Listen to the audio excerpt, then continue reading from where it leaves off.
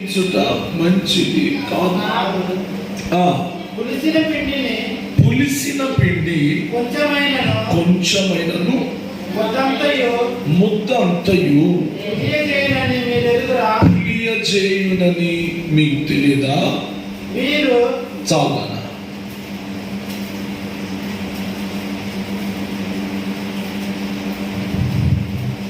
దేవుడు మనతో మాట్లాడును గాక. 7వ వచనం చదువురా కరుణ. నువ్వు మీరు పులిపిండి లేని వారు గనుక క్రొత్త ముద్ద అవుటకై ఆ పాతదైన పులిపిండిని తీసి పారవేయుడి. ఇంతే కాక క్రీస్తు అను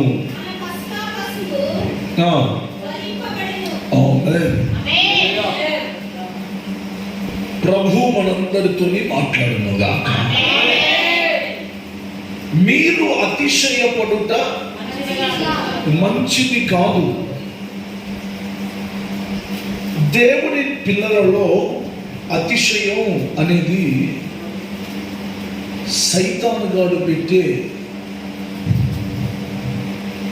ఒక పెద్ద వల. అది అతిశయం అనేది ఒక పెద్ద వల. దేవుని వాక్యం అంటది అతిశయించుట మానుకోవాలి అంటాడు. అతిశయించుట మానుకొని క్రీస్తు మనస్సును తమ హృదయములో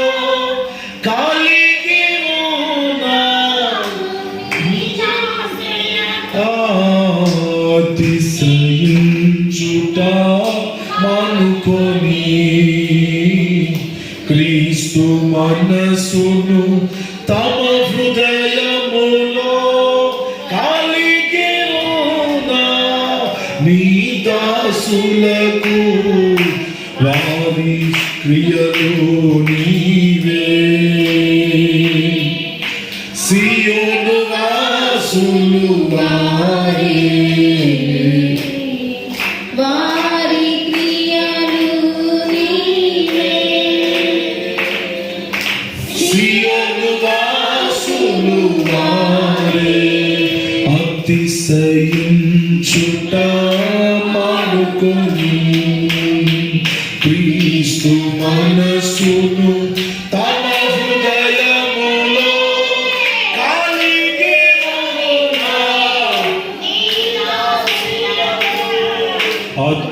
అతిశయించుట మానుకొని క్రీస్తు మనస్సును తమ హృదయములో కలిగి ఉన్న నీ దాసులకు వారి క్రియలు నీవే.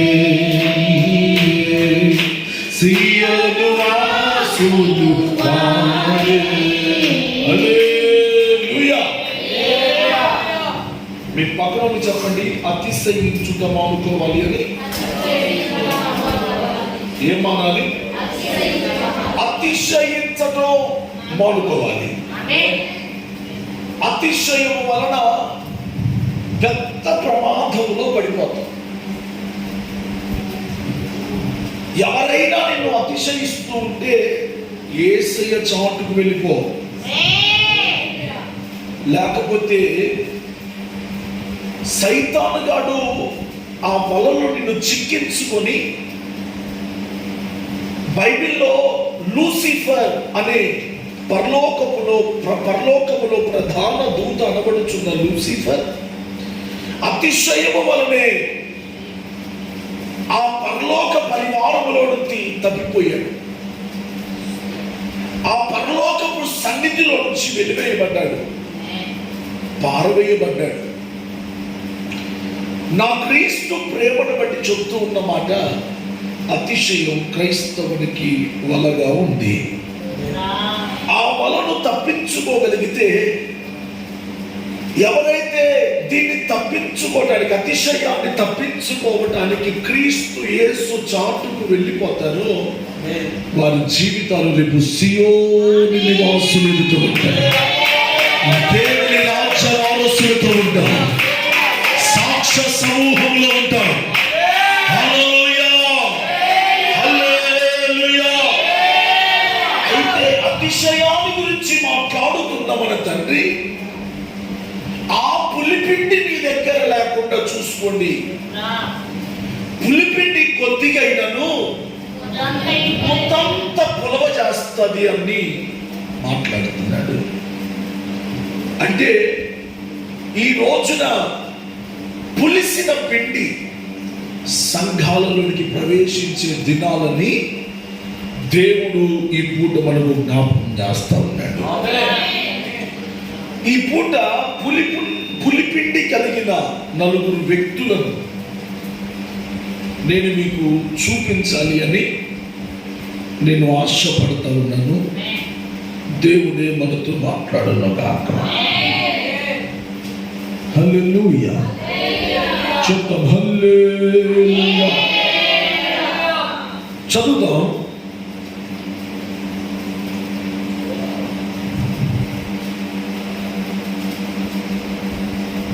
లూకా సువార్త 12వ అధ్యాయం మొదటి వచనం. అంతలో ఒకరినొకడు త్రొక్కుకొనున్నట్టు వేల కొలది జనులు కూడినప్పుడు ఆయన తన శిష్యులతో మొదట ఇట్లానేను ఆయన ఇలాగంటున్నాడు, చెప్పసాగాను. పరిసయ్యుల వేషధారణ అనే పులిసిన పిండిని గూర్చి జాగ్రత్త పడండి. చాలా పరిసయ్యుల పులిసిన పిండిని గూర్చి, పరిసయ్యుల వేషధారణ అను పులిసిన పిండిని గురించి మీరు జాగ్రత్త పడునని వారిని హెచ్చరించెను. ఈ హెచ్చరిక ద్వారా ప్రభు తన శిష్యులకు ఒక ముఖ్యమైన సందేశాన్ని తెలియజేశాడు. అమ్మా, ఏంటి ఆ ముఖ్యమైన విశేషం? ఏం సత్యాన్ని తెలియజేశాడు అనంటే, చిన్న చెడు కూడా ఆత్మీయ జీవితాన్ని, సంఘాన్ని, సేవను బలహీనపరచగలదు. చిన్న బలహీనత, చిన్న కొద్ది అవిధేయత, కొద్ది మూర్ఖత్వం, కొద్ది అనాలోచన, కొద్ది పులిపిండి, అది ఆత్మీయ జీవితాన్ని, సేవా జీవితాన్ని, సంఘ క్షేమాన్ని కూడా పాడు చేసేంత శక్తి దాంట్లో ఉంది. దేంట్లో? పులిసిన పిండిలో. అనండి, పులిసిన పిండిలో మనలను పాడు చేసేంత బలం ఉంది దాంట్లో. పులిసిన పిండిలో సంఘాన్ని పాడు చేసేంత బలం ఉంది. ఆత్మీయ జీవితాన్ని పాడు చేసేంత బలం ఉంది. సేవను పాడు చేసేంత బలం ఉంది. ఎదిగిన సేవకుని సహితం పడవేసేంత బలం ఉంది దాంట్లో. బలమైన ఆత్మీయులతో సహా పడగొట్టేంత బలం ఈ పులిపిండిలో దాచబడి ఉంది. దీనిని గురించి జాగ్రత్త పడమంటున్నాడు దేవుడు. మత్తయి సువార్త 16వ అధ్యాయం 6వ వచనం చదవన్నానా?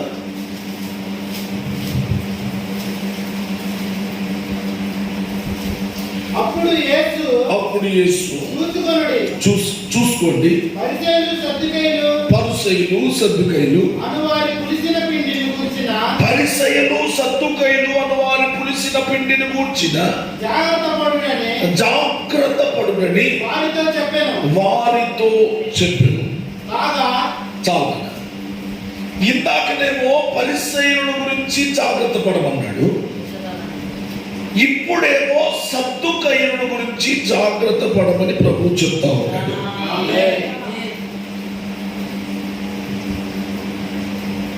అయితే ఈ పూట దేవుడు మనకు ఏ ఉపదేశాన్ని దీనిలో నుంచి మన కోసం దాచి ఉంచాడు? అసలు ఈ పులిపిండి యొక్క స్వభావం ఏంటి, మరియు విశ్వాసులు ఎలాగో జాగ్రత్త పడాలి అనే విషయాల గురించి దేవుని వాక్య పరిశీలన మనం చేద్దాం ఈ పూట. హల్లెలూయా. ఈ క్రొత్త నిబంధన పుస్తకంలో నలుగురు మనుషులలో, నలుగురు వ్యక్తులలో ఈ పులిపిండి ఉన్నది. ఈ నలుగురు వ్యక్తులు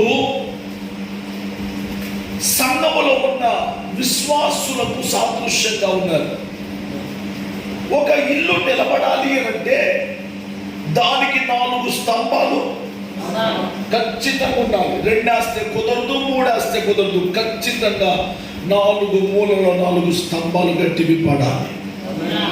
ఆ 4 స్తంభాల మీద కట్టబడిన ఏ కట్టడమైనా కూడా చెక్కు చెదరకుండా జాగ్రత్తగా రమ్యంగా అందంగా ఉంటుంది. అలాగనే ఈ 4 వ్యక్తులలో నుంచి ఒక ప్రయోజనకరమైన మాటలను మాట్లాడుతూ, మీరు సంఘములో ఒక స్తంభములాగా ఉండాలి అని, మీరు పులిసిన పిండి కలిగిన పరిసయ్యులాగా, సద్దుకయ్యులాగా, హేరోదులాగా, పాపపు పులిపిండిలాగా మీరు ఉండకూడదని ప్రభు ఈ పూట మనకు బోధ చేస్తా ఉన్నారు. మొదటిదేమో పరిసయ్యుల పులిపిండి అన్నాడు, 2 సద్దుకయ్యుల పులిపిండి అన్నాడు, 3 హేరోదు పులిపిండి అన్నాడు, 4 పాపపు పులిపిండి అంటూ మాట్లాడతాడు. దాని వచనాలు మీకు చూపిస్తాను. సమయం ఉన్నంతలోనే నేను మీతో మాట్లాడతాను. మంచిది. దీనికి అనుగుణంగా ఈ పరిసయ్యుల గురించి మనం ఈ పూట ఒక ఆలోచన తీసుకొని ముందుకెళ్దాం. చదవండి 12వ అధ్యాయం లూకాసు సువార్త 1వ అధ్యాయం. అంతలో ఒకరినొకడు త్రొక్కుకొనున్నట్లు వేల కొలది జనులు కూడినప్పుడు ఆయన తన శిష్యులతో మొదట ఇట్లని చెప్పసాగెను. పరిసయ్యులు వేషధారణను పులిసిన పిండిని గురించి జాగ్రత్త పడుడి. చాలా పరిసయ్యులు వేషధారణ అనే పులిసిన పిండిని గూర్చి, మీకు రాకుండా చూడటం జాతిగా బాక్స్ లోపల ఎందుకు దాని సంప్రాప్తం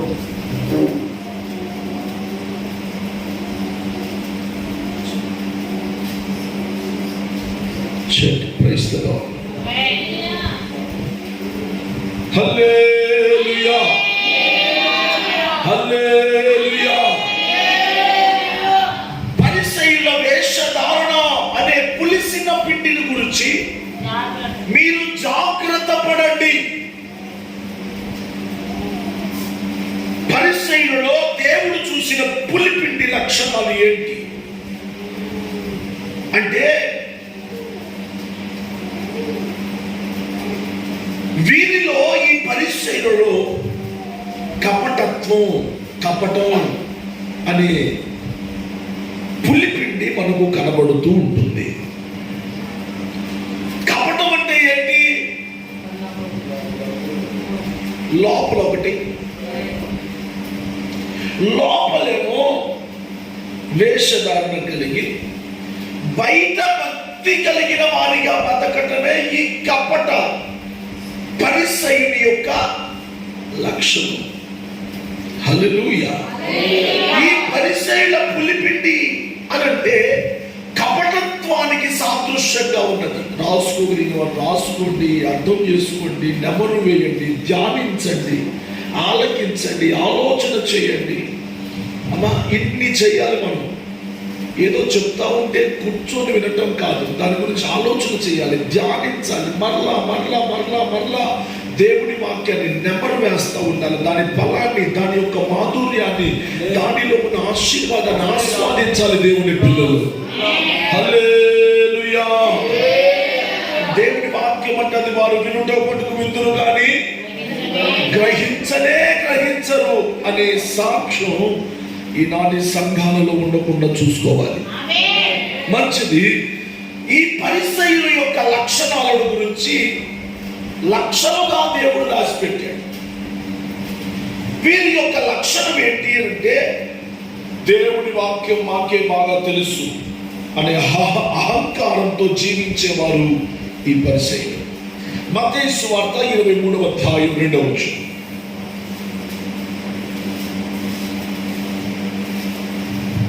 త్వరగా నాన్న ఇంతసేపు 23వ అధ్యాయం 2వ వచనం.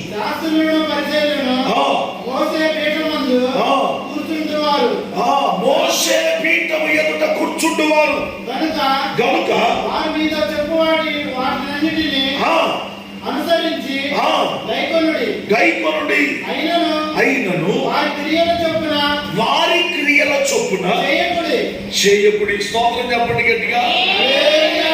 వాళ్ళు మోసే ధర్మశాస్త్రం ఎదుట కూర్చుంటే పాండిత్యము కలిగిన వారైనప్పటికీ కూడా వారి క్రియలు మాత్రం మీరు నేర్చుకోమాకండి అంటాడు. ఎందుకన్నాడన్నమాట? వారు చెప్పుతారేమో కానీ చేయరు. అంతేనా? ఇంకేమన్నా? క్రియల చొప్పున చేయకుడి. వారి క్రియల చొప్పున మీరు చేయొద్దు అంటే దేవుని పిల్లల సాక్ష్యం బయట ఒకటి, లోపల ఒకటి ఉండకూడదు. లోపల క్రియలు ఒకటి, బయట క్రియలు ఒకటిగా ఉండకూడదు. అమ్మా, ఎవరైతే అలా ఉంటారో వారు పులిపిండి కలిగిన వారిగా ఉంటారు. స్తోత్రం చెప్పండి.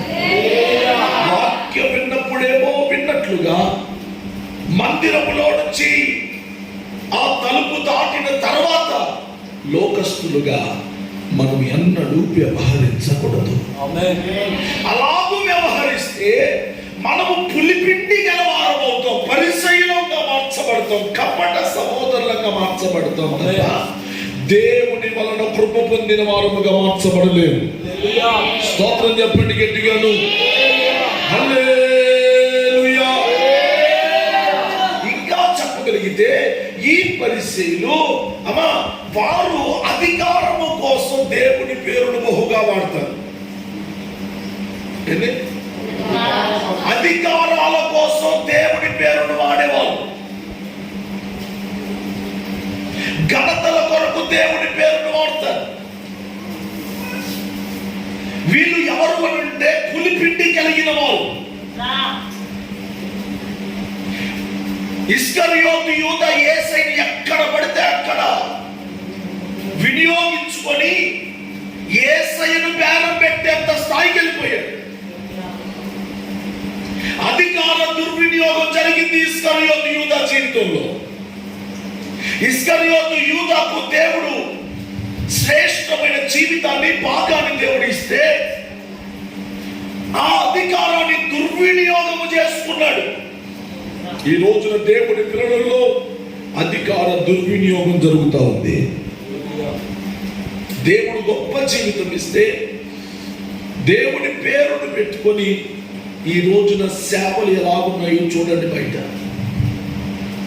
అమ్మా బయట కనపడేది సిలువే, కానీ లోపల అమ్మా లోపల దేవునికి ఆరాధన జరుగుతూ ఉన్నదా? లోపల దేవునికి మహిమ కలుగుతూ ఉన్నదా? ఒక విశ్వాసి కనబడుటకు పరిశుద్ధముగానే కనబడుతున్నాడు, కానీ లోపల అంతరంగం వాడి చూపులో పాపం, నడకలో పాపం, క్రియలలో పాపం. ఇవన్నీ కూడా పులిపిండితో సమానం. దేవుని అధికారాన్ని దుర్వినియోగం చేసుకోకుండా బతుకు.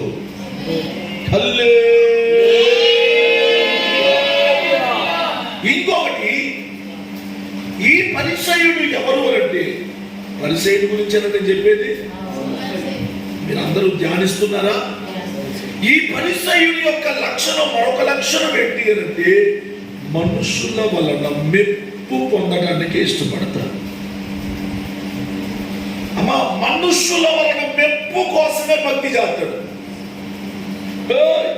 భలే ప్రార్థన చేసేవాడి చాలు, ఇంకా ఆ రోజు వాడికి ఇంకా పండగే. మనుషుల వలన చదవండి అన్నమాట. మత్తయి సువార్త 6వ అధ్యాయం 1వ వచనం. నువ్వెంత చదువుతున్నామ్మా? 5 చదువు. ఎట్టకు తీసావుగా? అద్దిగో ఈ పరిసయ్యుడు మత్తయి సువార్త 23:5 చదువుతున్నారు, చూసుకోండి.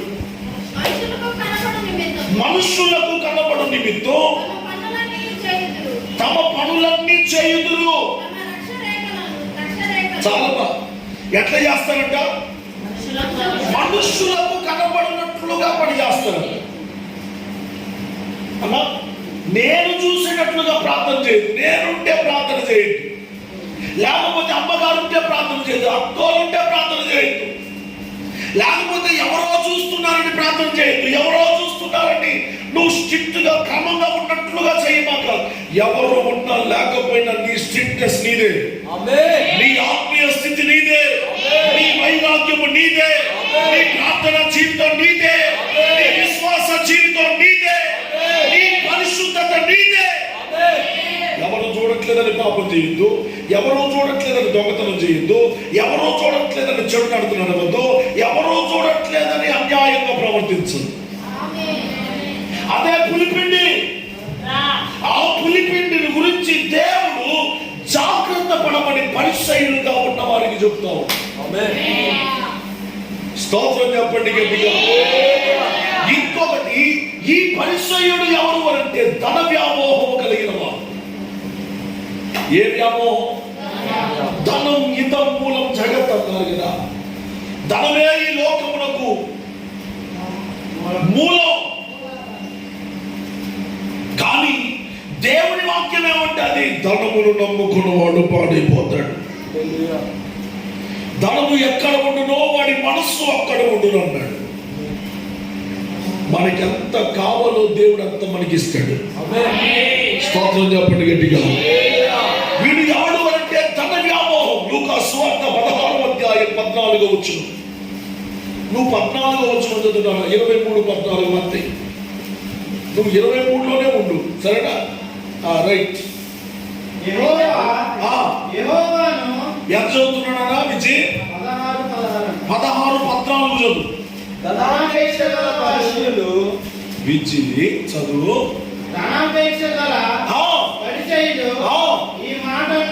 ఆ మాట ఎట్లుంది చూడండి అసలు.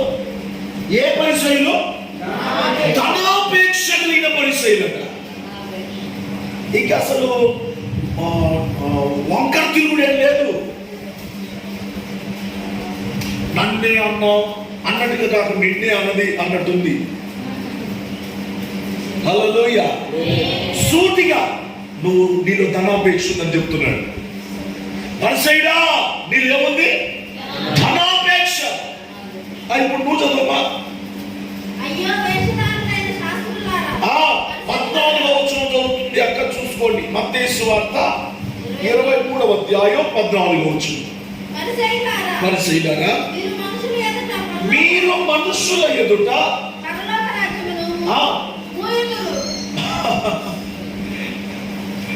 మీరు మనుషుల ఎదుట పరలోక రాజ్యాన్ని మూసివేస్తారు. మీరే ప్రవేశించరంట. ప్రవేశించే వారిని ప్రవేశింపలేరు. స్తోత్రం చెప్పండి గట్టిగా. వీళ్ళు ఎన్ని గమ్మతులు ఉన్నాయి. భక్తి చేసేవాడు చేయడు,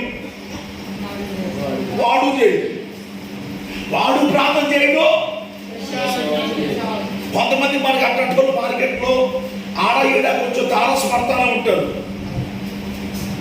బస్ చర్చికే పోవాలా, బయట బట్టలే వేసుకోవాలా, ప్రార్థనే చెయ్యాలా, దశంభాగం. స్తోత్రం. పరిచయం వీడెవడు? పరిసయ్యుడు. వీడు చేయడు, శేషవం చేయడు. వీడు పోడు, ఇంకోడు పోలేడు. స్తోత్రం. ఈ పరిసయ్యుడు ఎవరు అంటే ఒక్క మాటలో చెప్పాలంటే ఇండియా పేద. ఇండియా పేద ఏంటి? ఇండియా ఎంటరకాయ. ఎంటగా తెలిసారా? తెలీదా? మరి పేద తెలుసుగా. ఇండియా పేదలు ఏం చేస్తా తెలుసు? ఒకటి ఎక్కుతూ ఉంటే ఇంకోటి పైకి ఎక్కి దాని కూర్చుంది. పోలేదు, పుట్ట దాడనీయదు, పైకి ఎదగనీయదు. అమ్మా, ఏ పేదలకైనా మోతుంటదేమో కానీ ఇండియా పేదలకు మోతలు ఉండవు. ఏ పీతల ముట్టకైనా మోతలు ఉంటాయి కానీ ఇండియా పీతలకు మోతలు ఉండవు. ఎందుకు? వాటికి అవసరం లేదు. అది ఎక్కదు, ఎక్కే వాడిని ఎక్కడి. అది తప్పించుకోదు, తప్పించుకునేవాడిని తప్పించుకొని. ఇది పరిసయ్యుని యొక్క పులిపిండిని సూచిస్తుంది. స్తోత్రం చెప్పండి గట్టిగా.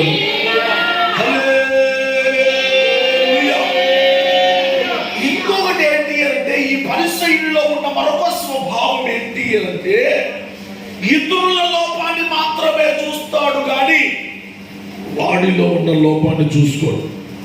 వీడు ఒక గురిగింజ అని కూడా అనొచ్చు కదా. గురిగింజే కదా. గురిగింజ తన కింద ఉన్న నలుపును చూసుకోలేదట.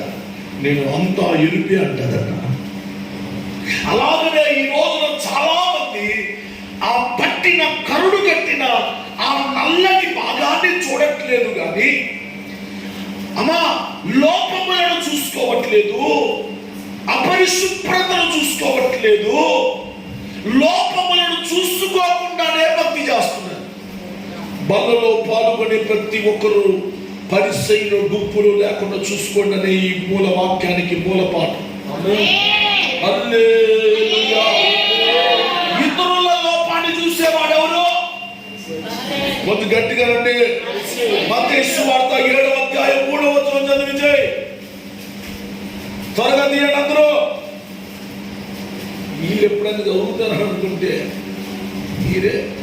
నీ కంటిలో ఉన్న దూలమును ఎంచక, ఎట్ట చదువుతుంది చూడండి. నీ కంటిలో దూలమును ఎంచక, చదువుతున్నా. నీ కంటిలో ఉన్న దూలమును ఎంచక, నీ కంటిలో ఉన్న దూలమును ఎంచక, నీ సహోదరుని కంటిలో ఉన్న నలుసును, సహోదరుని కంటిలో ఉన్న నలుసును చూచుట ఎలా? నీ కంటిలో దూలముండగా, నీ కంటిలో దూలముండగా నీవు నీ సహోదరుని చూచి నీ కంటిలో ఉన్న నలుసును తీసివేయమని చెప్పగలరా? స్తోత్రం చెప్పండి గట్టిగా. చాలా మంది ఎదుటి వాడి లోపాన్నే చూస్తారు కానీ మన కంటిలో ఉన్న దూలాన్ని మనం చూసుకోమంట. ఎదుటి వాడి కంటిలో ఉన్న తుప్పును తూలైతే బాగానే కనపడింది, ఎదుటి వాడిలో ఉన్న లోపం కనపడుతుంది, కానీ మనలో ఉన్న దూలం కూడా చూసుకోవాలట. అదే పులిపిండి. అది తీసుకోకపోతే అది నిన్ను చంపుతుంది. హల్లెలూయా.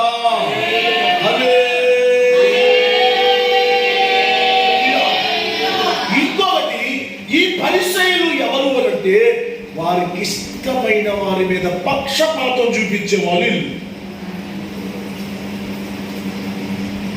మీ వాళ్ళు మీరే. పక్షపాతం అనండి. గట్టిగా అంటే పక్షపాతం. పక్షపాతం కంటే డేంజర్. స్తోత్రం చెప్పండి. పక్షపాతం కంటే పక్షపాతం అంటే ఏంటి? కాలు చెయ్యి పూతి, అది పక్షపాతం. ఇదేంటి? పక్షపాతం. పక్షపాతం ఉండకూడదు. ఇప్పుడు నాకు పక్షపాతం ఉంటే మీరెవరైనా చర్చికి రాగలరా? ఆశీర్వాదం మొక్కని ఒకలాగా చూసి అధస్సక్కను ఒకలాగా చూస్తే ఎట్లుంటుంది?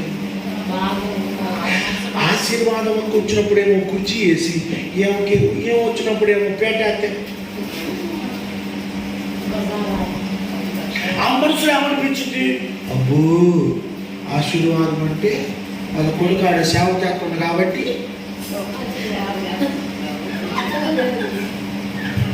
ఆవు ఇంత లావు, నేనేమో సన్నగున్నా కాబట్టి.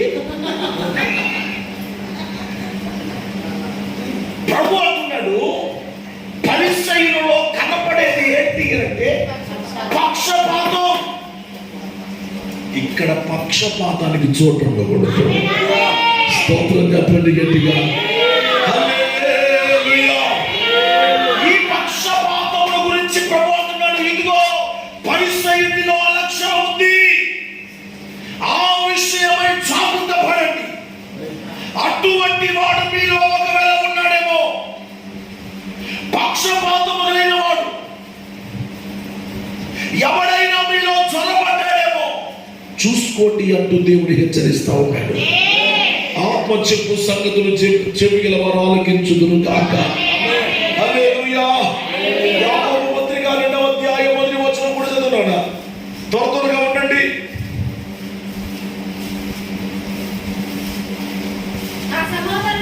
అమ్మా అమ్మా అమ్మా అమ్మా ఏంటమ్మా చదువమ్మా. మన బాక్స్ పట్టలేదంటారా, వాక్యంలో పట్టలేదంట.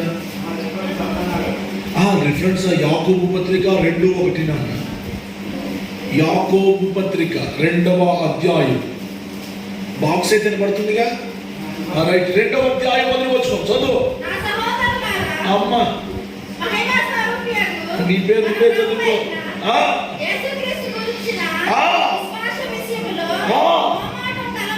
మొహమాటం కలవాలి. ఉండమాకండి. 4వ వచనం దాకా అమ్మా అమ్మా అమ్మా అమ్మా ప్రశస్త వస్త్రములను ధరించుకొని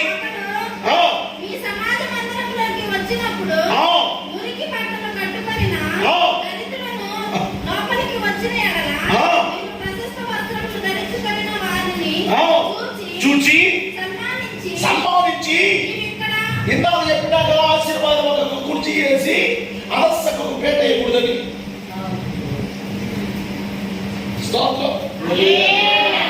అమ్మ గొప్పవారినేమో సన్మానించి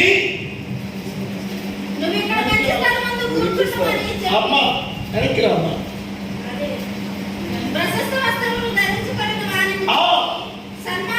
సన్మానించి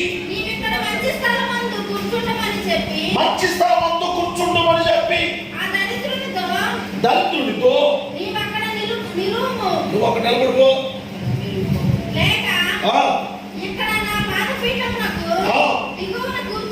నా కాళ్ళ దగ్గర కూర్చోమని చెప్పిన ఎడల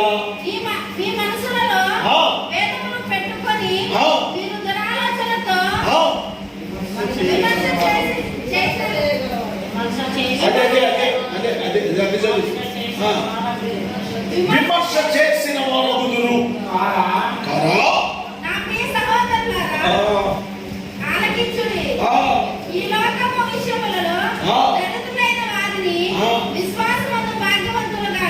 కొద్ది గట్టిగా చప్పట్లో గట్టిగా చప్పట్లు కొట్టుకోవడం.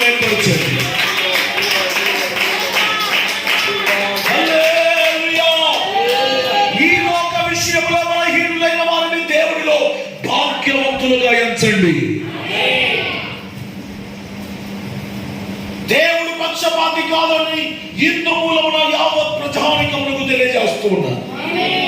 దేవుడు పక్షపాతి కాదు, మనలో కూడా పక్షపాతం ఉండకూడదు. తల్లి తనకు పుట్టిన పిల్లలను కరుణింపకుండా ఉండునా అన్నాడా? కరుణింపకుండా ఉండునా?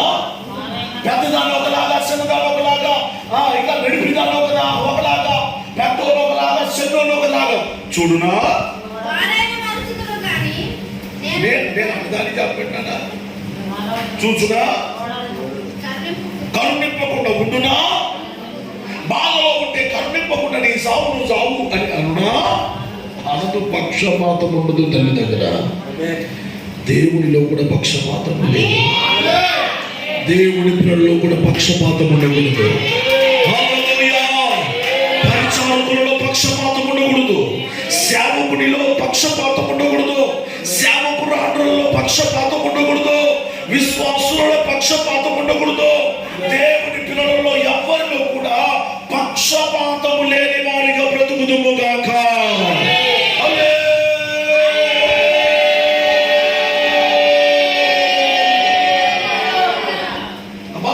ఇంకొకటి, ఈ పరిసయ్యుడు నీతిని పక్కన పెట్టి అనీతిని ప్రకటించేవాడు, అనీతి ప్రకారంగా నడిచేవాడు. వీడు నీతిని పక్కన పెడతాడు. పొద్దుకు ఒక పాస్టర్ ఉంటాడు, దేవుడు ఉంటాడు మన చుట్టూ. నువ్వు పనికి పోయో, నీ చుట్టూ పాస్టర్ గారు ఉంటాడా నేను సరి చేయడానికి? ఉండడు. అమ్మా పొద్దుగోకలు ఒక యజమానుడు నీ చుట్టూ ఉంటాడు. నీకు నువ్వే భయం కలిగి నీ నీతిని నువ్వు కాపాడుకుంటూ ఉండాలి. పరిశుద్ధత దేవుడు నన్ను చూస్తున్నాడు, దేవుడు నన్ను బలపరుస్తాడు, దేవుడు నన్ను ఆశీర్వదిస్తాడు, దేవుడు నా కొమ్మును హెచ్చిస్తాడు, దేవుడు నా తలను పైకెత్తుతాడు, దేవుడు సైతాను గడికి అంత ఎత్తులో దేవుడు నన్ను నిలబెడతాడు. నేను నమ్మకంగా ఉంటే, నేను నీతి కలిగి ఉంటే, నేను పరిశుద్ధంగా ఉంటే, నేను ప్రార్థన కలిగి ఉంటే, నేను వాక్యములో నిమగ్నమై ఉంటే, నేను దేవుడిని మహిమపరచువాడనైతే దేవుడు నన్ను విడిచిపెట్టడు. ఎవరి నీతిని వారు కాపాడుకోవాలి, ఎవరి పరిశుద్ధతను వారు కాపాడుకోవాలి. ఈ పరిసయ్యుడు ఎవరు అంటే నీతిని ప్రేమించకుండా అనీతిని ప్రేమించువాడు, స్వనీతిని ప్రకటించువాడు, స్వనీతి ప్రకారం నడిచేవాడు.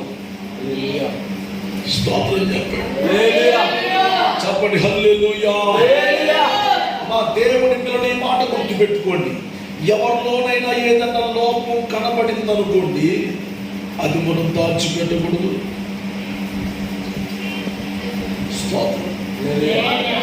దాన్ని దాచిపెట్టారా అది క్యాన్సర్ కంటే ఘోరమైనదిగా మార్చబడింది. కొరుకుడు పుండు ఏం చేస్తుంది? మొత్తం తినేస్తుంది. భర్త ఒకవేళ చెడు చేస్తున్నాడు అనుకో, భార్య ఆ చెడును కప్పే విధంగా ఉండకూడదు. లేకపోతే భార్య ఒకవేళ తప్పుడు తోవలు నడుస్తూ ఉంటే భర్త దాన్ని కప్పి పెట్టేవాడిగా ఉండకూడదు. నీతిని బట్టి మనము నడిచే వారిగా ఉందము గాక. హల్లెలూయా చెప్పండి. మనమలాగా చేయకూడదు, మనమలాగా ఉండకూడదు అని ఎప్పటికప్పుడు కుటుంబాలను హెచ్చరించుకుంటూ బ్రతుకుదుము గాక.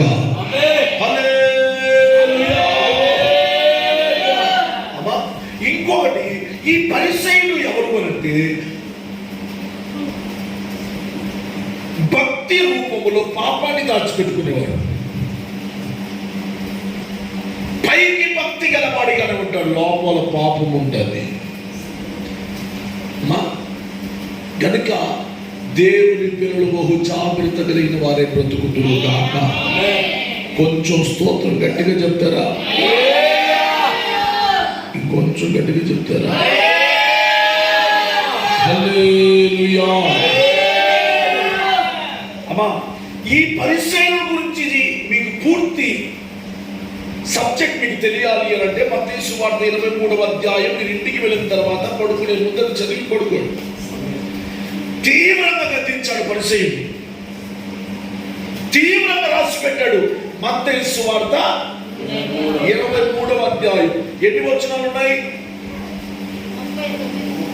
39 వచనాలు. మామూలుగా రాయలేదు.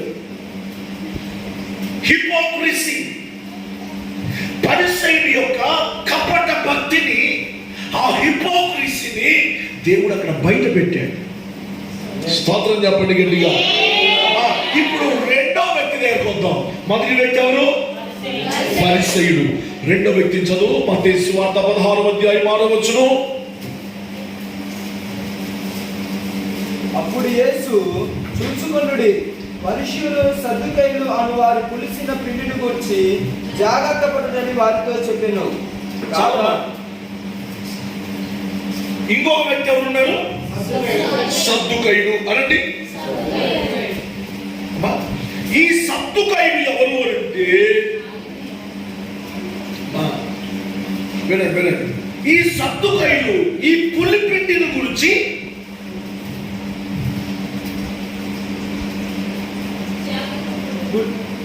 పులిసిన పిండిని గురించి జాగ్రత్త పడునని వారితో చెప్పాను. అంతే. స్తోత్రం. అంటే ఈ సద్దుకైల ద్వారా దేవుడు నేర్పించే పాఠం ఏంటంటే, ఈ సద్దుకైలు ఎవరో తెలుసా? వాక్యాన్ని సరిగ్గా అర్థం చేసుకునేవాడు కాదు. ఈ సద్దుకైలు ఎవరు? సద్దుకైలు వాక్యాన్ని సరిగ్గా అర్థం చేసుకునేవాడు కాదు. వాక్యాన్ని సరిగ్గా ధ్యానించేవాడు కాదు. వీళ్ళ లక్షణాలు చెప్తారు. ఈ సద్దుకైలు పునరుద్ధానాన్ని నమ్మడు అన్నాడు. ఏ నమ్మడు? ఏ శైలేసినట్టు నమ్మడు. ఆదివారం ఆరాధన అంటే నమ్మడు. ఎవరు కనపడ్డారా ఎవరైనా? సెవెంత్ శనివారమే. పునరుద్ధానాన్ని నమ్మడు. మన దేవుడు పునరుద్ధానానికి ప్రభువై ఉన్నాడు.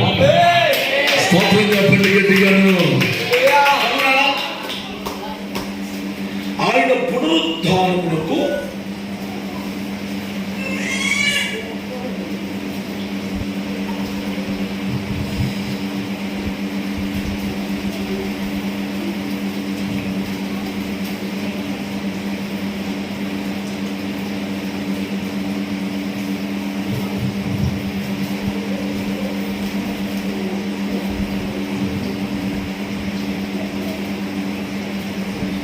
దేవుని నామానికి సమస్త మహిమ కలుగును గాక.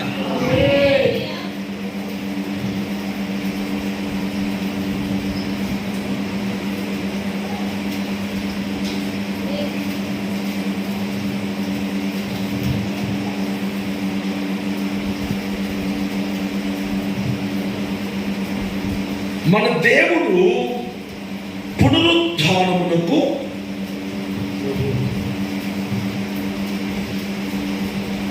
ప్రభువై ఉన్నాడు. అపోస్తలులు 4:33 చూడండి.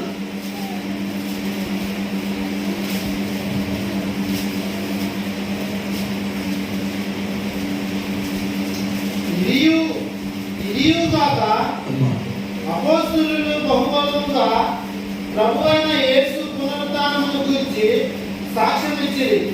దైవ కృప అందరి యందు అధికముగా ఉండెను. స్తోత్రం చెప్పండి గట్టిగా. నాకు ఇంకా మాట దొరికితే భలే ఉంటుంది. పునరుద్ధానమును గురించిన సాక్ష్యం ఇచ్చిరి. అందుకో పునరుద్ధానమును గురించిన సాక్ష్యం ఇచ్చిరి. స్తోత్రం చెప్పండి గట్టిగా. దేని గురించి సాక్ష్యం? పునరుద్ధానాన్ని గురించిన సాక్ష్యం. మన దేవుడు పునరుద్ధానమునకు ప్రభువై ఉన్నాడు. దేవుని నామానికి మహిమ కలుగును గాక. సరే, ఈసారి నేను ఎక్కడన్నా మీకు చూపిస్తానులే. మంచిది. కాస్త ముందుకెళ్దామా? వీళ్ళెవరు? వీళ్ళు ఏ నమ్మరు? పునరుద్ధానాన్ని నమ్మరు. మత్తయి సువార్త 22:23 చదువుతారా? పునరుద్ధానం లేదని చెప్పేది సద్దుకైలు. అదిగో ఈ సద్దుకైలు పునరుద్ధానం లేదని చెప్పేవాళ్ళు. వాళ్ళే కోటి రూపాయల మాట దగ్గర ఏం కావాలి? నీ దగ్గర నుంచి చదివేటువంటి చేసిన, అందుకని నేను నా దగ్గర పెట్టుకుంటాను. హల్లెలూయా. అమ్మా, ఏ నమ్మరమ్మా?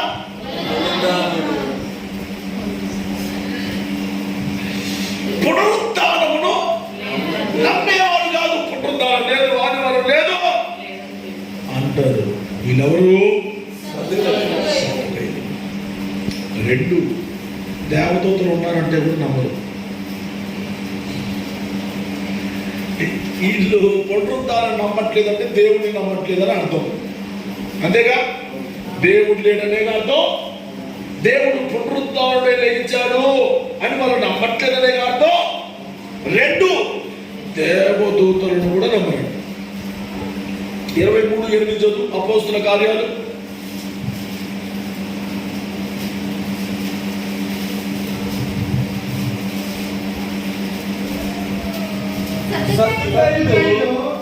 పునరుద్ధానము లేదని అదిగో పునరుద్ధానము లేదని దేవదూతమైనను ఆత్మైనను లేదనియు. అదిగో దేవదూత అయినను. ఆత్మైనను చాలా చాలా చెప్పాడు, కోట్ల విలువైన మాటలు చెప్పాడు అక్కడ. ఈ సద్దుకైలంట ఎవరో వీరి లక్షణాలు ఏంటో అక్కడ రాసి పెట్టాడు. మీరు కూడా రాసి పెట్టుకొని మీకు గుర్తుండిపోతుంది, లేకపోతే మర్చిపోయే ప్రమాదం ఉంది. వాక్యాన్ని ధ్యానిద్దాం. హల్లెలూయా. వీళ్ళు పునరుద్ధానాన్ని నమ్మరు. ఒకటి. రెండు, దేవదూతను నమ్మరు. మూడు, ఆత్మ పరిశుద్ధాత్మ నమ్మరు. లేదనియు అదిగో పరిశుద్ధాత్మ లేదని చెప్పుదురు గాని పరిసయ్యులు రెండును కావని ఒప్పుకొందురు. స్తోత్రం చెప్పండి గట్టిగాను. సద్దుకైంది ఒక తంతు, పరిసయ్యులు ఒక తంతు. వాళ్ళేమో పునరుద్ధానం ఉందని నమ్ముతున్నారు, సద్దుకైలేమో పునరుద్ధానం లేదంట. వాళ్ళేమో ఆత్మ ఉన్నది, దేవదూతలు ఉన్నారు అని వాళ్ళు నమ్ముతారు. సద్దుకైలేమో ఆత్మ లేదు, దేవదూత లేదు, పునరుద్ధానం లేదని వీళ్ళను. అమ్మా, దేవుడు చెప్పే మాట ఏంటో తెలుసా? వివాదాలకు ఎక్కడ మనం చోటు ఇవ్వకూడదట. ఎవరితో వాదించకూడదు. దేవుని పిల్లలకు వాదనతో ఏ పొద్దుగా వాదనలు వద్దు. విస్తారమైన మాటలలో దోషం ఉంటుంది. స్తోత్రం చెప్పండి గట్టిగా. హల్లెలూయా, హల్లెలూయా. అమ్మా, ఇంకొకటి, లేఖనములను సరిగ్గా అర్థము చేసుకునేవాడు కాదు వీళ్ళు. ఎవరు? ఈ రోజున సంఘంలో కూడా వాక్యాన్ని సరిగ్గా అర్థం చేసుకునే వాళ్ళు లేరు. అమ్మా, చాలా మంది అనే నాకేందో తెలుసా? వాక్యం నాకే చెప్పిండు, ఏది నాకే చెప్పిండు, నా గురించే చెప్పిండు. నీ కాక నేను ఫ్యాన్లకు లైట్లు చెప్పమంటావు.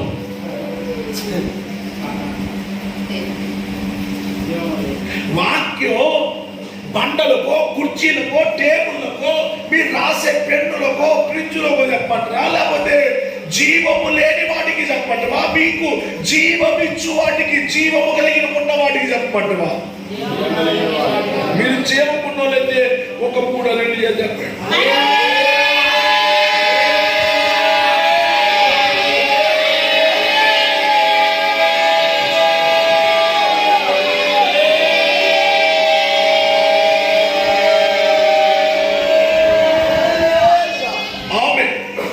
కూర్చోరా, కూర్చో, వెళ్ళి కూర్చో, మంచి కూర్చో, మంచి కూర్చో. Very good. వాడికి చప్పట్లు కొట్టండి అందరూ. అది వెరీ గుడ్ బాయ్. మంచి కూర్చుంటున్నాడు అసలు. పెళ్ళి ఎంత మంచోడు ఎప్పుడండి వాడు. అమ్మో, అసలు అనుకోలేదు నేను, లేకపోతే పెద్ద శాటిలైట్ ఎత్తుడు. కూర్చో బిడ్డ. హల్లెలూయా. అన్నా, వాక్యం నేను ఎవరికి చెప్పాలా అనండి. కోలరికి అనండి. ఎవరు కోలరు అంటే?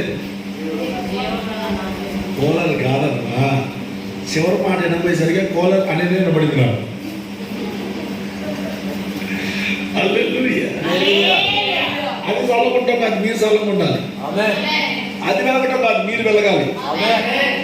అది ఉపయోగం. ఫ్యాన్ ఏది పెట్టలేదు, ఫ్యాన్ ఉపయోగపడటం కాదు, మీరు ఉపయోగపడాలి. స్తోత్రం చెప్పండి గట్టిగా, హుషారుగా చెప్పండి. అమ్మా, వాక్యాన్ని ఏం చేయరు? గ్రహించరు, అర్థం చేసుకో. చదువునా ఆ మాట చదువు. నమ్మరు. 23:8. సద్దుకైలు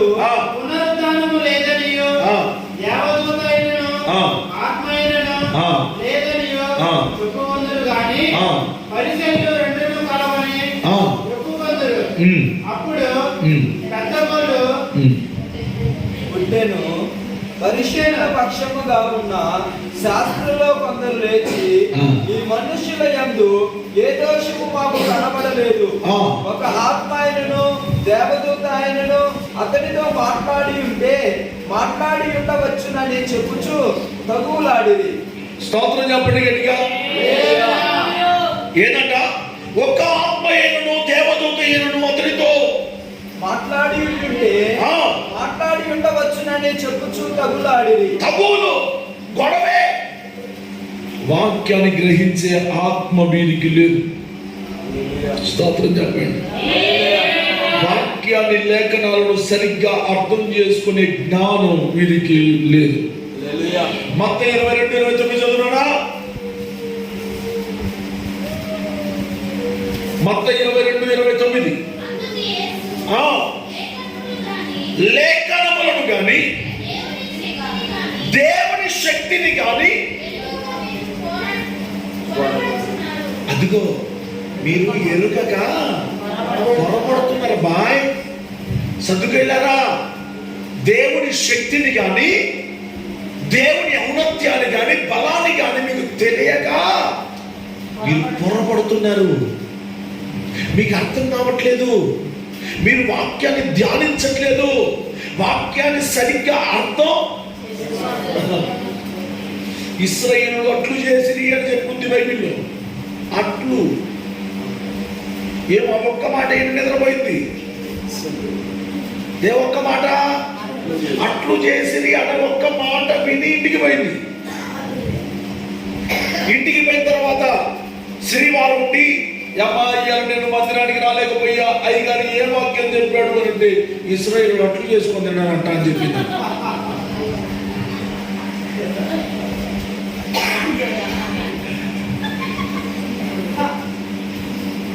ఏం చేసుకొని తిన్నారు? అట్లు చేసింది. అట్లు చేసినట్టు అలాగు చేసారు అన్న దాన్ని కాస్త శాస్త్రీయంగా అట్లు చేసిరి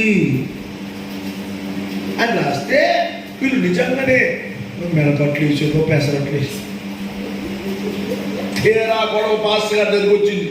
పాస్టర్ గారు ఏంటి అట్ల గొడవ, ఏంటి ఇశ్రాయేలు అట్లు చేసిరి అని చెప్పినమంట అని అంటే, అయ్యా మీ ఆవిడ గారు, మీ శ్రీవారు వచ్చి పాస్టర్ గారు చెప్తే శ్రీమతిని అడిగితే శ్రీమతి చెప్తుంది, అయ్యగారు నువ్వేగా ఇశ్రాయేలు అట్లు చేసింది. ఇప్పుడు పాస్టర్ గారు అంటాడు, అయ్యా నీకు చెప్పకేమి కానీ నువ్వు నా విశ్వాసమే కాబట్టి చెప్తున్నాను. ఆమె వచ్చిన దగ్గర నుంచి నిద్రపోయింది. అప్పుడు నేను హల్లెలూయా అని చెప్పి ఇశ్రాయేలు అట్లు చేసిరి అని గట్టిగా అరిచిన ఆ ఒక్క మాట ఈయన మళ్ళీ నిద్రపోయింది. అదొచ్చి నీ సేవలో ఊదింది. నువ్వు వచ్చి అని నిలబడ్డావు. వాక్యాన్ని సరిగ్గా అర్థం చేసుకోకపోతే చాలా ప్రమాదాలు ఉంటాయి. లేఖనాలను సరిగ్గా అర్థం చేసుకోకపోతే నువ్వు ఎంత గొప్పోడివైన లేఖనములకు అర్థం చెప్పే ఒక శాపకుడు మీకుండటం మీకు మంచిది. రథంలో వెళ్తున్నాడు ఎవరు? ఫిలిప్ అనండి. ఫిలిప్ నపుంసకుడు వెళ్తా ఉంటే, నీకు అర్థమవుతుందయ్యా, నువ్వు చదువుతున్నది నీకు అర్థమవుతుందా అనంటే ఏమన్నాడు? అయ్యా గుడ్డోడికి చూపెట్టేవాడు ఉంటేనే కదా అయ్యా దారి చూపెట్టేది, దారి తెలిసేది. చెప్పేవాడు లేకపోతే నాకేం అర్థమైంది అయ్యా అని ఒప్పుకున్నాడు. అపోస్తలుల కార్యాలు 8:31 అతడు ఎవడైనా నాకు త్రోవ చూపకుంటే ఎలాగూ గ్రహింపగలనని చెప్పి రథం ఎక్కి అతనితో కూర్చుండమని ఫిలిప్పుని వేడుకొనెను. స్తోత్రం చెప్పండి గట్టిగా. ఏదంట? త్రోవ చూపుకుంటే ఎలాగూ గ్రహింపగల. త్రోవ చూపేవాడు లేకపోతే ఎలా గ్రహించగలమయ్యా? నాకు నేను ఒకవేళ గొప్పోని కావచ్చు, కానీ దీని అర్థం మాత్రం నాకు తెలియదయ్యా. కానీ చదువుతున్నాను. లేఖనములను అర్థం చేసుకోవటానికి దేవుని సన్నిధిలో కూర్చోవాలి. దేవుని సన్నిధిలో సహాయాన్ని అడుగుతూ ఉండాలి.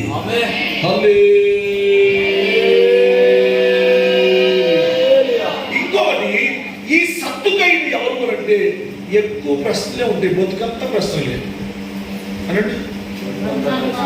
రెండు బాగా అందరినీ పరీక్ష చేస్తా ఉంటాడు. ఏంటి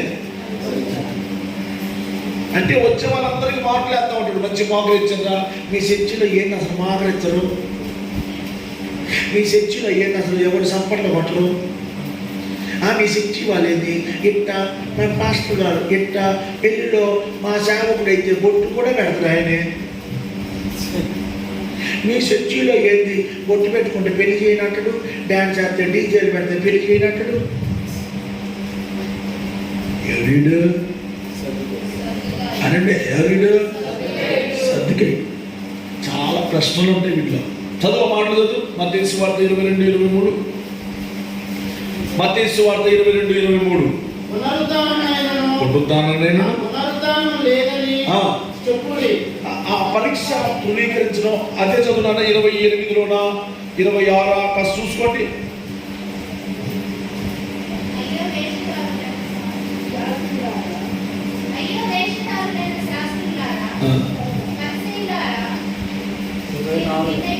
బోధకుడా, ఒక పిల్లలు లేక చనిపోయిన ఎడల అతని సహోదరుని అతని భార్యను పెళ్లి చేసుకొని తన సహోదరుని సంతానం కలదు.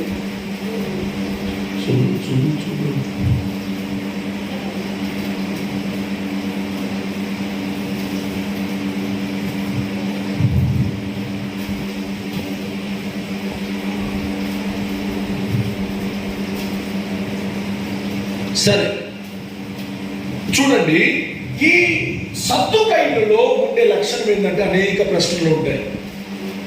జీవితమే ఒక ప్రశ్న చాలా మందికి. అమ్మా, ప్రశ్నగా ఉన్న మన జీవితానికి దేవుని సన్నిధి మనకు జవాబు చెప్తా ఉంటుంది, ప్రార్థనే జవాబు చెప్తా ఉంటుంది, మన విశ్వాస పరిమాణమే మనకు జవాబు చెప్తా ఉంటుంది. ఊరికే ప్రశ్నలు లేవనెత్తుకోవటం మన ఆత్మీయ జీవితానికి అంత శ్రేయస్కరం కాదు. రెండు, పరీక్ష చేయటం. వాళ్ళ భక్తి అట్టుంది, వీళ్ళ భక్తి ఇట్టుంది, వాళ్ళు అట్ట చేస్తున్నారు, వీళ్ళు ఎట్ట చేస్తున్నారు, వాళ్ళు మోకరించట్లేదుగా నేను ఎందుకు మోకరించాలి, వాళ్ళు ప్రార్థన చేయట్లేదుగా నేను ఎందుకు ప్రార్థన చేయాలి, లేకపోతే వాళ్ళ దశం భాగం ఇట్లేదుగా నేను ఎందుకు ఇవ్వాలి, లేకపోతే వాళ్ళు పెద్దోళ్ళు వాళ్ళే చేయాలి మనం ఎందుకు చేయాలి. ఇవన్నీ కూడా సద్దుకయుని లక్షణాలు. స్తోత్రం చెప్పండి గట్టిగా. ఇవన్నీ ఎవరి లక్షణాలు? మార్కు సువార్త 12 రిమార్కు లేకుండా 18 చదువు.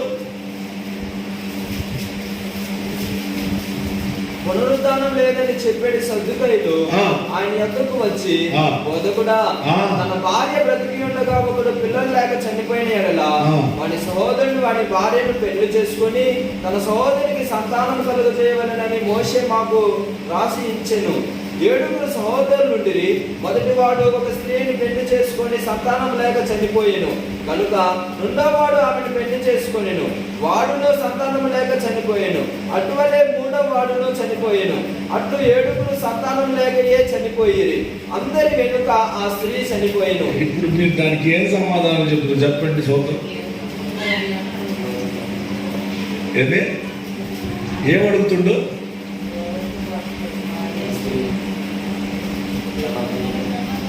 చదివినావు చెప్పవే.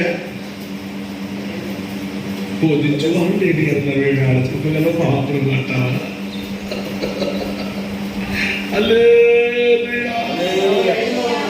అమ్మా చదువు. వారు ముందులో నుండి లేచినప్పుడు పెళ్లి చేసుకున్నారు, పెళ్లి తీయబడదు కానీ పరలోకమున్న దూతల వలె నుందురు. అంతేనా? నేను 19 చదువుతున్నా చూడండి. బోధకుడా, తన భార్య బ్రతికి ఉండగా ఒకడు పిల్లలు లేక చనిపోయిన ఎడల వాడి సహోదరుడు వాడి భార్యను పెళ్లి చేసుకొని తన సహోదరునికి సంతానము కలగ చెయ్యవలనని మోషే మాకు రాసి చెప్పాను. ఏంటంటే ఇప్పుడు దానికి మీరు ఏం జవాబు చెబుతారో చెప్పుకోండి చూద్దాం అర్థముంటే. వీళ్ళు ఈ సద్దుకైలు మన అడ్డదిడ్డమైన ప్రశ్నలు, తలకాయ ఉండదు. ఎవడో పిల్లలు కనపడ తెచ్చాడంట, మరి ఇప్పుడు ఏంటి సంగతి? ఇంకోటి తెచ్చి అసలు ఎవరు భార్య మరి ఎట్టా ఏంటి సంగతి అంటున్నాడే. ఈ లేనిపోని తగులు ఈ సద్దుకెళ్ళలో ఉంటాయి. స్తోత్రం. ఈ అడ్డదిడ్డమైన ప్రశ్నలు మనలో ఉండకుండాను గాక. స్తోత్రం చెప్పండి గట్టిగా. ఇంకోటి చెప్తాయినో, ఈ సద్దుకైలు ఎవరో తెలుసా? రాజకీయములో ఎక్కువగా తిరుగుతుడు. రాజకీయాలు కావాలి అనండి, పార్టీ జెండాలు కావాలి. వైఎస్ఆర్ నాది అంటాడు, వైఎస్ఆర్ కోసం చీల్చుకుంటా అంటాడు. ఏదరా కోసుకోడు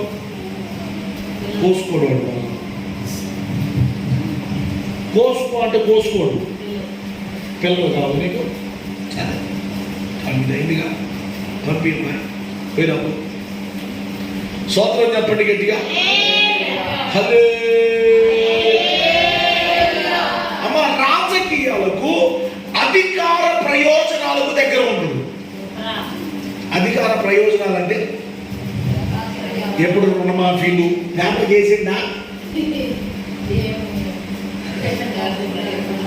రేషన్ కార్డు పేర్లు మారుతున్నా పేపర్ చేసిందా, కొత్త పెన్షన్ రాత్రా. అధికార ప్రయోజనాలకు దగ్గరగా బతుకుతుంది, రాజకీయానికి దగ్గరగా బతుకుతుంది. దేవుని పిల్లలు రాజకీయాల జెండా పోయకూడదు. దేవుని ఎజెండానే మన జెండా.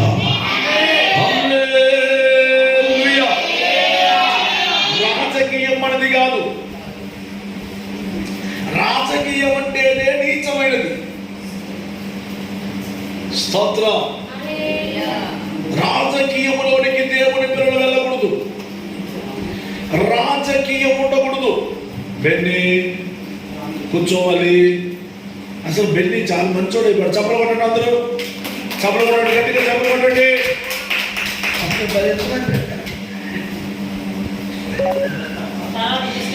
తర్వాత బిస్కెట్ సరేనా, మంచి కూర్చో.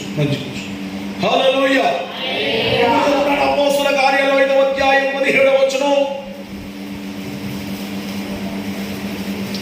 కోట ముగించేలోకైనా ఒక్క వాక్యమైన చదివి తెచ్చుకోండి మీరు. అందుచేత అపోస్తలుల కార్యాలు 5:17. అందుచేత యేసు వచ్చుచుండగా జనులు రోగులను వీధులలోనికి తెచ్చి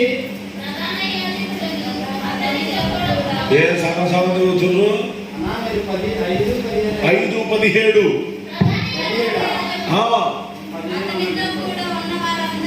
అమ్మయ్య బ్లెస్సి అందుకుంది. మీ తగాదాలో మా అమ్మాయి అందుకుంది. ఉండు, శివసారి చదివితుండో చదువుకోరా.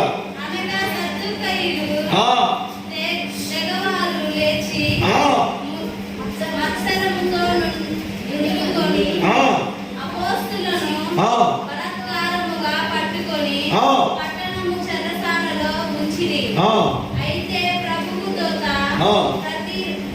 రాత్రి వేళ ఆ చెరసాల తలుపులు తీసి వారిని వెలుపలకి తీసుకొని వచ్చి మీరు వెళ్ళి దేవాలయంలో నిలబడి జీవమును గురించిన మాటలన్నీ ప్రజలతో చెప్పుడని వారితో అనడు.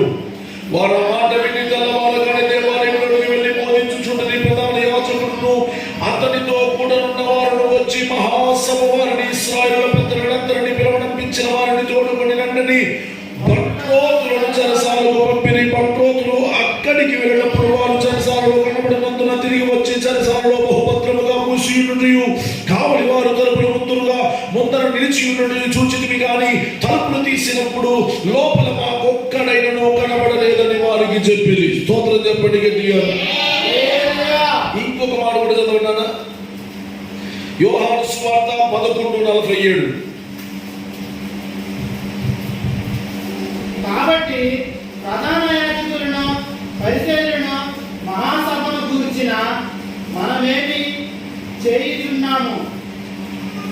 ఈ మనుషులు మహాసభను సమకూర్చి మనం ఏమి చేయించున్నామో ఈ మనుషుడు అనేకమైన సూచనగా నేను చేర్చున్నాడే మనం ఆయన ఇలాగూ చూరకుని ఎడలా అందరూ ఆయన యందు విశ్వాసం ఉంచెదరు. అప్పుడు రోమీయులు వచ్చి మన స్థలమును మన జనమును ఆక్రమించుకొందురని చెప్పిరి. అయితే వారిలో కయప అను ఒకడు ఆ సంవత్సరం ప్రధాన యాజకుడై ఉండి మీకేమీ తెలియదు, మన జనమంతయు నశింపకుండునట్లు ఒక మనుషుడు ప్రజల కొరకు చనిపోవుట మీకు ఉపయుక్తమని మీరు ఆలోచించుకొనరు అని వారితో చెప్పారు. తనంతట తానే ఇలాగూ చెప్పలేదు కానీ ఆ సంవత్సరం ప్రధాన యాజకుడై ఉండెను గనుక యేసు ఆ జనము కొరకును ఆ జనము